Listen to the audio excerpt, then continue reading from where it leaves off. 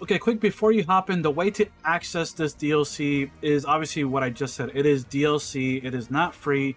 It is $3 if you just want to buy the Yamato log, like adventure log, which is, it's not too expensive, but it's still $3 more than zero. And obviously, for people that don't want to spend on a game or like are very tight on funds, I know $3 seems like a little bit for a lot of people, but regardless, it is money. Money is money. And then the actual episode pack, like all of them, like if you just want to buy them in bulk, is $7, which I think would be better bang for your buck because it is cheaper than if you're gonna buy them three at a pop, which would be $9. So you get it for $2 cheaper, and you get all three episodes as they come out. So far, the only one that we have right now is the Yamato one that just came out today. The next one will probably be when the next DLC pack comes out, which is supposed to be the Film Red pack in, I don't know when yet, but most likely in around October or November. So that's when you can expect the next DLC pack.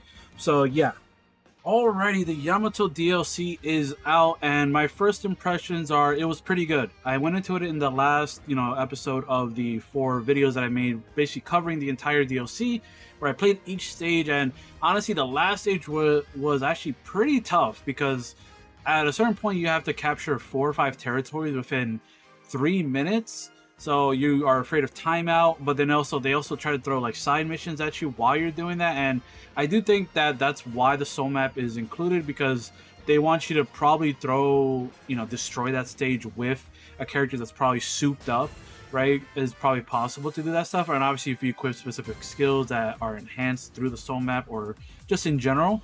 But overall, the Yamato special log stuff, what are like some good tips and stuff for you to complete it? Because I saw a comment or two basically asking like, how do you beat it? And are you sick of getting timed out because there are way too many things? Because say this, the Yamato stuff is honestly, it is kind of overwhelming in a way.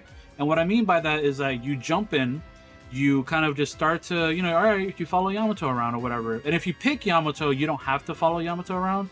You just kind of go adventure on your own, which might be better. So my first tip is, if you have Yamato souped up, maybe just use Yamato if you want. Obviously, you can use your favorite characters, whatever, it don't matter to me.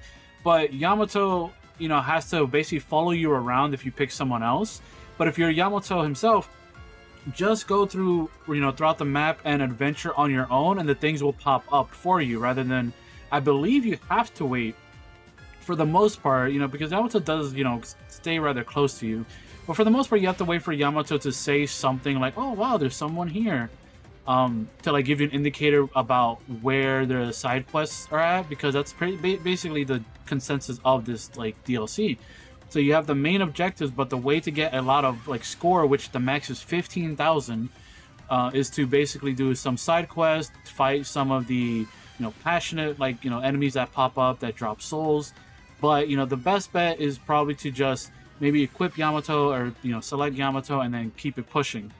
But the second tip, if you don't want to get timed out and you just really want to complete it and then come back to it after, my tip is just ignore. I know it's hard because it's almost satisfying in a weird way, obviously, to destroy hordes of enemies. But when you're playing this like mode, you are always at a risk of timing out. And a lot of the time it's like, oh, capture 2 territories, defeat 3 enemies, and then they'll give you the 1-minute boost, right?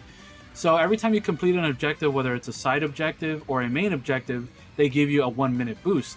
They do not give you, however, boost for destroying or beating the passionate enemy. So if you really want to avoid timing out, do not fight those enemies, right? So that's my second tip, is do not fight those enemies and ignore everything around you besides side quests, or main quests rather. Maybe even side quests if they pop up in the same area of the main quest, right?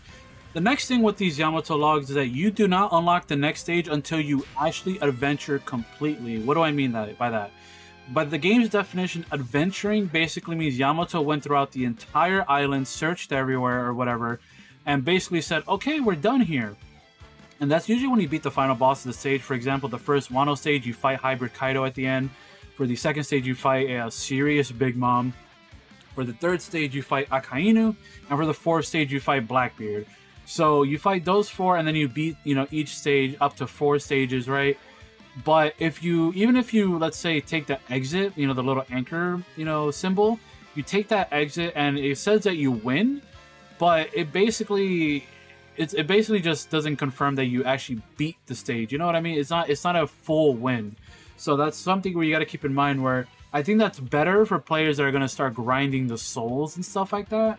So that might be a better way to do that, because obviously there's going to be two ways to go about doing these stages as a whole. Now, I have to keep playing, but my personal recommendation, if you have the DLC characters and all the DLC stuff, my favorite characters to use right now is probably Luffy and Yamato. Kaido is a speed type, but he's still rather slow. He does go like a large distance because he is slow. But the problem is that in a stage where it doesn't really, you know, kind of give you much leeway for time, you can get a character like Kaido or even Big Moms. So I would think the speed types or the sky types are probably your best bet. Again, these stages aren't difficult really till the last stage where you could take some damage, so maybe equip some skills like Indomitable Spirit and stuff like that.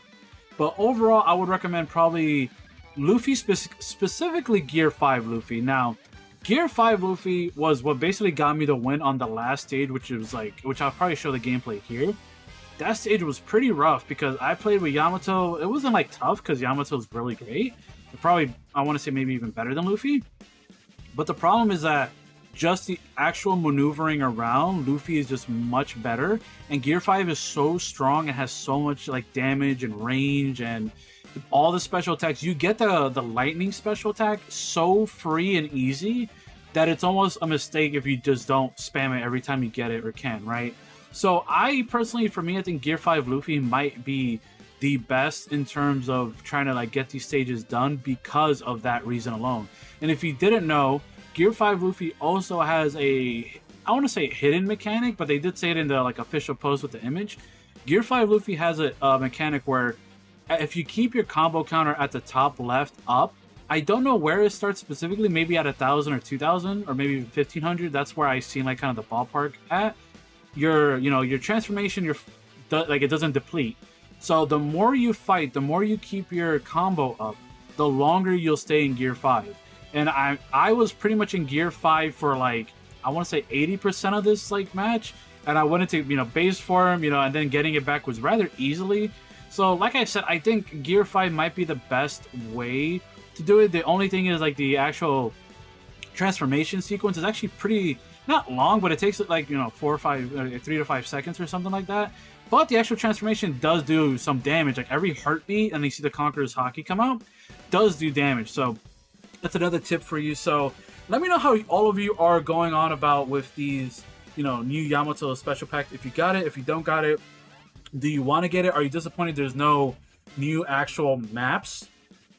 And what I mean by that is like, they didn't bring back Fisherman Island, they didn't bring back, Skypiea, they didn't bring back, a lot of those stages. They're just obviously reusing the maps that are already in the game and giving you basically the DLC characters that came out like 3 years ago. They finally have like some interactions with, yourself, Yamato, and like other stuff that's happening while you're playing in the map.